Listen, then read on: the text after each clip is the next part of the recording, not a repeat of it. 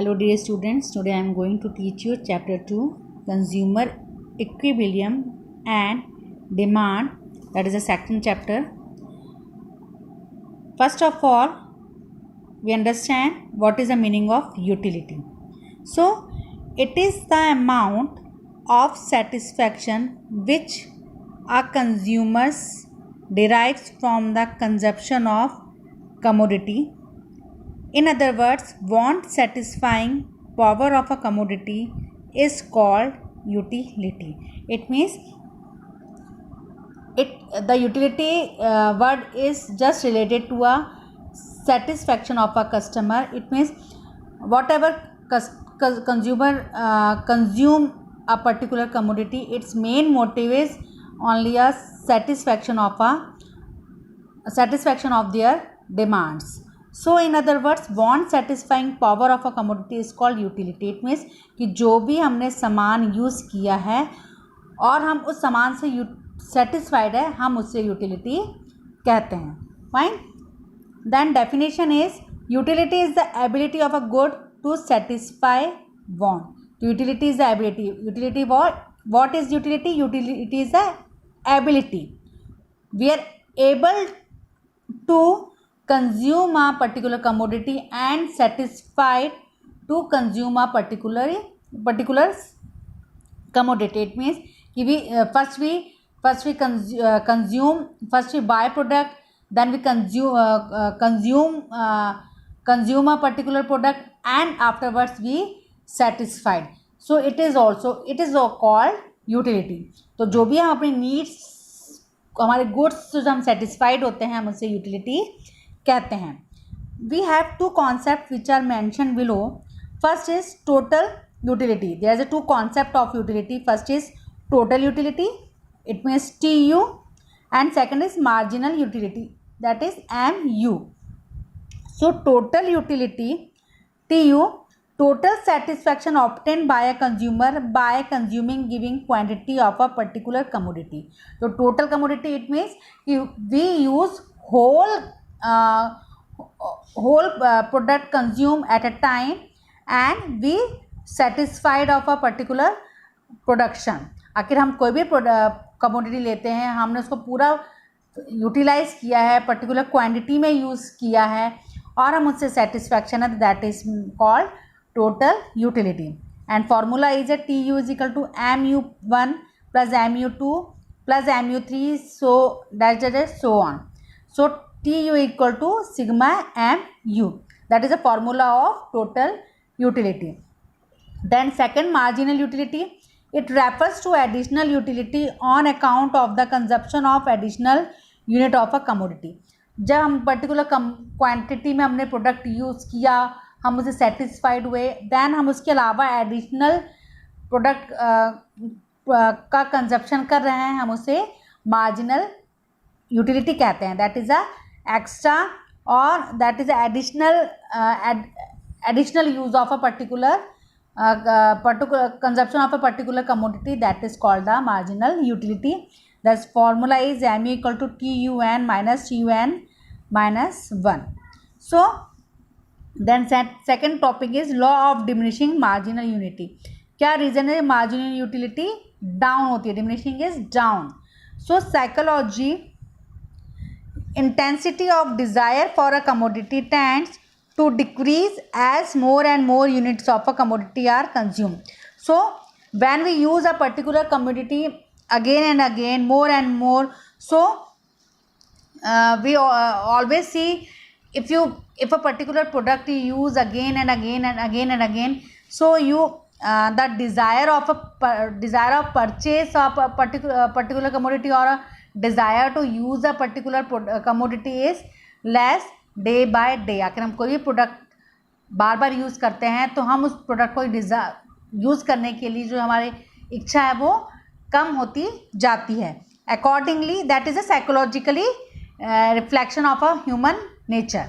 So accordingly every successive unit of a commodity offer less and less satisfaction. So हम उसे जितना ज़्यादा use करेंगे, हम उससे ज़्यादा से ज़्यादा हम उससे सेटिस्फैक्शन होना हम कम करते जाएंगे.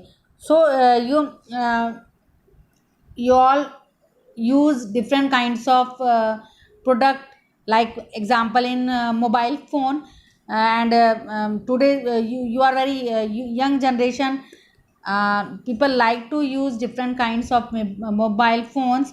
So if we use one mobile and you use at least 1 or 1.5 years to use a particular mobile, so you feel bored and you think you want to buy other mobile phone. So अगर आप particular mobile को बार बार use करते हैं तो आप क्या करते हैं, उसके आपको जो यूज़ करने का डिज़ायर है वो कम होते जाता है, और आपकी डिमांड जो होती है, आप नेक्स्ट प्रोडक्ट को लेने की डिमांड आपकी इंक्रीज होती है. So it means MU tends to decline as consumption of a commodity increasing. So MU क्या होगा, जो कंज्यूमिंग है वो क्या होगा, पर्टिकुलर प्रोडक्ट की डिक्लाइन होगी. ठीक है, this is called law of diminishing marginal utility. हम उसे क्या कहते हैं, that is the law of diminishing marginal utility.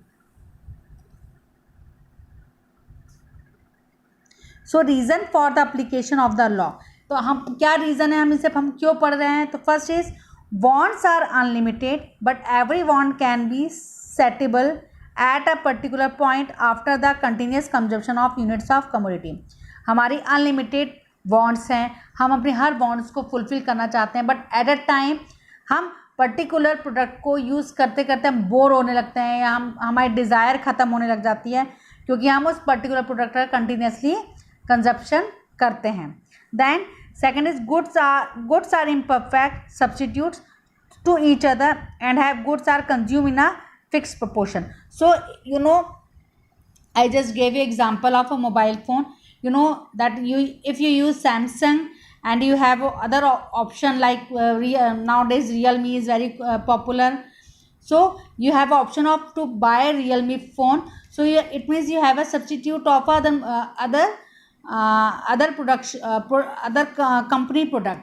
So if you feeling bored to use Samsung mobile continuously, so you have an option to buy Realme. So if it means you have a substitution of every product. So you are always try to use different kind of product at a different time. ठीक है.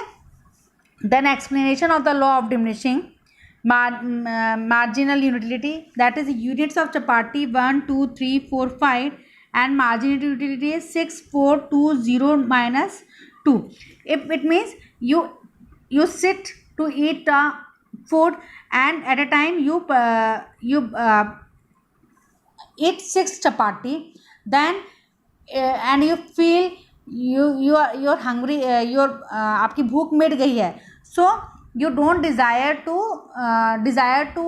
take other chapati, but if you take more 4 chapati more, it means your desire is fully fulfilled. Then you take 2 chapati more, so your desire less compared to 4 chapati.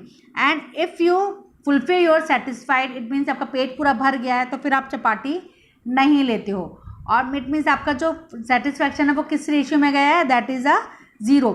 It means पहले आपने 6 रोटी खाई, जब आपका पेट भर गया तो आपने फिर 4 रोटी खाई, देन 4 के बाद आपने फिर 2 रोटी खाई.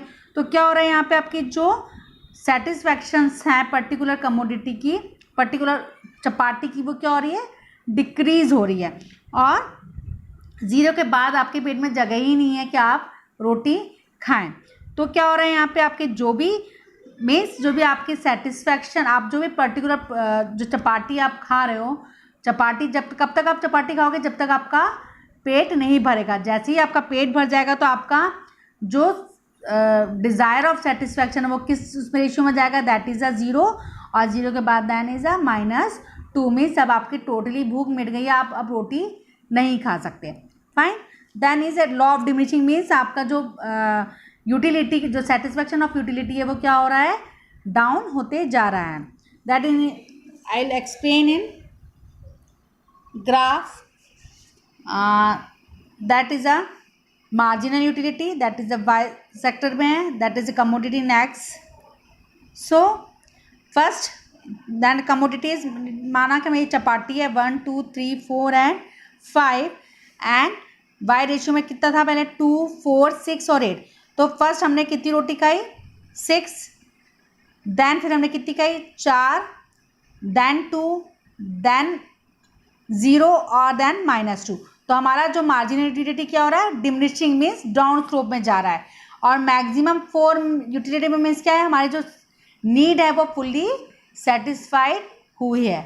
फाइन, तो that is example of application of law and hope आपको सब समझ आया होगा, you understand each and everything. So you just prepare the note of this chapter and this topic, and I will again explain another topic in next class.